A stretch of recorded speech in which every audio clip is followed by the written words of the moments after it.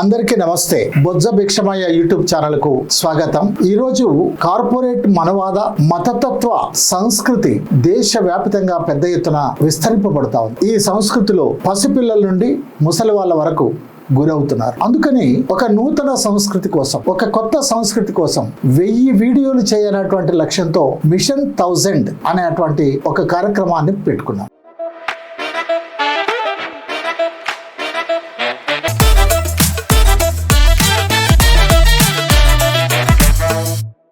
ఆ కార్యక్రమంలో మీరు కూడా భాగస్వాములు కావచ్చు. ఈ రోజు ఒక విశేషమైనటువంటి వ్యక్తి, హైదరాబాద్ లో ప్రముఖ సైకాలజిస్టులలో ఒక ప్రముఖ సైకాలజిస్ట్, పెద్దలు మిత్రులు విశేష్ గారు మనతో ఉన్నారు. వారిని అడిగి పిల్లలు ఎలాంటి మానసిక శారీరక రుగ్మతలకు గురవుతున్నారు, ఎలాంటి ఒత్తిళ్లకు గురవుతున్నారు, విద్య తదితర అంశాల్లో ఎలాంటి జాగ్రత్తలు చేపట్టాలి, తల్లిదండ్రులు ఏం చేయాలి, ఉపాధ్యాయులు ఏం చేయాలి, ప్రభుత్వం ఏం చేయాలి, తదితర అనేక విషయాలను వారిని అడిగి తెలుసుకుందాం. సార్ నమస్కారం. సార్ ఏ ఇంట్లో చూసినా మా పిల్లగాడు మా మాట వింటలేడు, మా పిల్లగాడు మా ఇంట్లో ఉండలేడు, మా పిల్లగాడు మాకంటే వాళ్ళ స్నేహితులకే ఎక్కువ ప్రాముఖ్యత ఇస్తాడు, ఆ పిల్లగాడిని మేము చెప్పేటట్టు వినాలంటే ఏం చేయాలి సార్ అని అడుగుతారు. ఏం చేయాలి? ఇది వయస్సుకు సంబంధించిన విషయం అండి. ఓకే, యూజువల్ గా పిల్లలు 10-12 ఇయర్స్ వరకు కూడా వీళ్ళంత వరకు కూడా పేరెంట్స్ చెప్పినట్లు వింటారు, వాళ్ళ కంట్రోల్లో ఉంటారు. టీన్స్ లోకి ఎంటర్ అయిన తర్వాత పిల్లలకు పేరెంట్స్ కంటే కూడా ఫ్రెండ్స్ ముఖ్యం అవుతారు. ఫ్రెండ్స్ యొక్క ఇన్ఫ్లుయెన్స్, ఫ్రెండ్స్ తో బాండింగ్ అనేది ఒక ఎక్కువ అవసరం అవుతుంది. అది చాలా సహజమైన ప్రక్రియ. అది అందువల్ల ఏంటంటే ఆ వయసులో వాళ్ళు పేరెంట్స్ తో గడపడం కంటే, ఇంట్లో గడపడం కంటే కూడా ఫ్రెండ్స్ తో గడపడం కోసం ఎక్కువ ఇంపార్టెన్స్ ఇస్తారు. అలాగే బయటకి ఫ్రెండ్స్ తో పాటు వెళ్తూ ఉంటారు. దాన్ని పేరెంట్స్ ఏమనుకుంటారంటే వీళ్ళు మమ్మల్ని నెగ్లెక్ట్ చేస్తున్నారు, వీళ్ళకి మాకంటే ఫ్రెండ్స్ ఎక్కువ అయ్యారనుకుంటారు. కానీ అది ఒక ఫేజ్ మాత్రమే. టీనేజ్ దశలో, అడాలసెన్స్ దశలో మాత్రమే పిల్లలు అలా ఉంటారు. ఎందుకంటే దాన్ని సైకలాజికల్ ఏమంటామంటే సైకోసోషల్ డెవలప్మెంట్ థియరీలో ఐడెంటిటీ ఫార్మేషన్ స్టేజ్ అంటాం. అంటే అప్పటి వరకు తల్లి చాటు బిడ్డగా, తండ్రి చాటు బిడ్డగా, ఫలానా కొడుకుగా, కూతురుగా ఉన్న ఒక బిడ్డకు ఆ వయసు టీనేజ్కి వచ్చేసరికి తనకంటూ ఒక ఐడెంటిటీ సృష్టించుకోవాలనే కోరిక మొదలవుతుంది. I'm no more son of I'm no more, I want to be a person అనే ఒక ఐడెంటిటీ, స్వతంత్రతను కోరుకుంటాడు,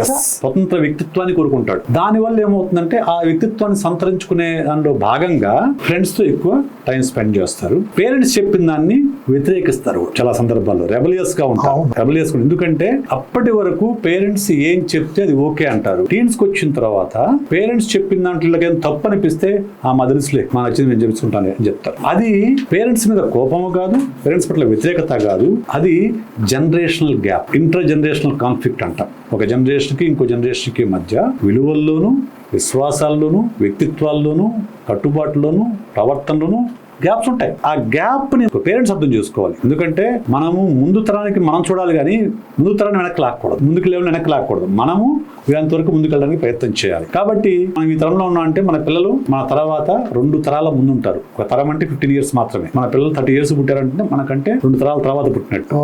ఈ 2 తరాల్లో చాలా మార్పులు వస్తాయి. మనము ఫిజికల్ మార్పులు గమనిస్తాము కానీ సైకలాజికల్ గా వాళ్ళ మైండ్ సెట్స్ లో వచ్చే మార్పులు మనకు తెలియదు, అబ్జర్వ్ చేయం. కాబట్టి మనం ఓల్డ్ పేరెంటింగ్ మెథడ్స్ నే ఫాలో అవుతుంటాము, వాళ్ళేమో అప్డేటెడ్ వెర్షన్ లో ఉంటారు. ఇంకా సింపుల్ చెప్పాలంటే 5G మొబైల్లో 3G సిమ్ వేస్తే ఏమవుతుంది చెప్పండి?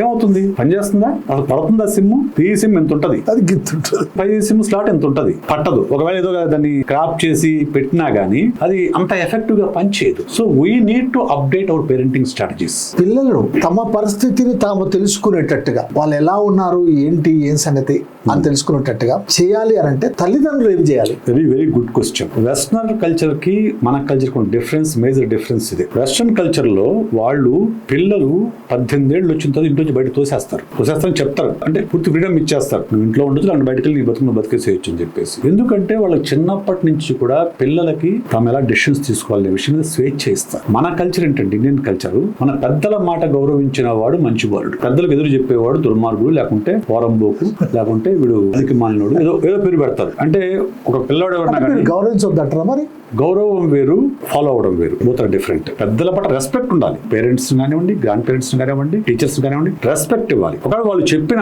సూచనలు, సలహాలు వాటిల్లో నీకు ఇబ్బంది అనిపిస్తే, తప్పు అనిపిస్తే you can say your word, ఇది ఇలా కాదు, ఇలా చేసిన రైట్ అని చెప్పే స్వేచ్ఛ మన సమాజంలో లేదు. ఒప్పుకోరు. ఎందుకంటే పేరెంట్స్ చెప్పింది వినాలి అంతే. ఎందుకంటే అసలు వాడు ఏ గ్రూప్ లో కూడా పేరెంట్స్ డిసైడ్ చేస్తారు. నేను తండ్రిని, నేను తల్లిని.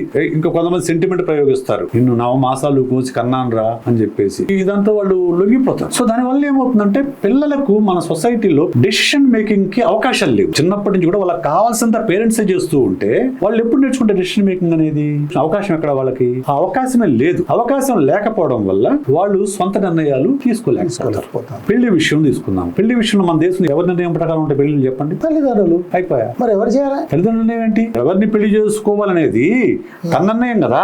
ఆ అబ్బాయో ఆ అమ్మాయో నిర్ణయించుకోవాల్సింది. ఈ దేశ ఫార్మాలిటీ ప్రకారం నేనేం చెప్తుంది, నీకు జీవితంలో అతి ముఖ్యమైన చదువు విషయంలోనూ పేరెంట్స్ యొక్క డెసిషనే, అతి ముఖ్యమైన పెళ్లి విషయంలోనూ పేరెంట్స్ యొక్క డెసిషనే, ఎంతమంది పిల్లల కనాలనేది పేరెంట్స్ యొక్క డెసిషనే, ఆ పిల్లలకి ఏ పేర్లు పెట్టాలనేది పేరెంట్స్ యొక్క డెసిషనే. I have seen certain people కొడుక్కి 40 సంవత్సరాల వయసు వచ్చి వాళ్ళ పిల్లల పెద్దోళ్ళు అయిన తర్వాత కూడా తండ్రి శాసిస్తూ ఉంటాడు తనేం చేయాలనేది. సో ఎక్కడా కూడా బేసిక్ ఏంటంటే అండి, వెస్టర్నైజేషన్ పూర్తిగా స్వేచ్ఛ ఇచ్చి గాలి కుదిరేయటము కరెక్ట్ కాదు, అలాగని పూర్తిగా కంట్రోల్ లో పెట్టడం కరెక్ట్ కాదు. Balance is important. The balance it should give freedom, it should be with in the boundaries. Okay, freedom ఇవ్వాలి ఖచ్చితంగా, బౌండరీస్ లోపు ఉండాలి. ఫ్రీడమ్ విచ్చలవిడితనం కాకూడదు. బౌండరీస్ లేకపోతే అది విచ్చలవిడితనం అవుతుంది. చెప్పారు. మా అబ్బాయి అన్నాడు, నా ఫ్రెండ్స్ తో బయటకు వెళ్తాను. నేను ఎప్పుడు నో చెప్పలేదు. ఎప్పుడు వెళ్తాను నేను పంపిస్తాను, ఇంకా నేను తోస్తాను, వెళ్ళరా అని చెప్పేసి తోస్తాను. బట్ ద బౌండరీ ఏంటంటే 9 o'clock ఇంట్లో ఉండాలి. నువ్వు ఎక్కడికైనా వెళ్ళు, నో ఇష్యూస్. 9 కంతా ఇంట్లో ఉండాలి. సింపుల్. మనం ఫ్రీడమ్ ఇస్తున్నాము, విత్ ఇన్ బౌండరీస్ పెడుతున్నాము. ఇది ఈ బ్యాలెన్స్ ఇంపార్టెంట్. బ్యాలెన్స్ ఇచ్చినప్పుడు అప్పుడు పిల్లలకు కూడా వాళ్ళ నిర్ణయం వాళ్ళు తీసుకోగలుగుతారు.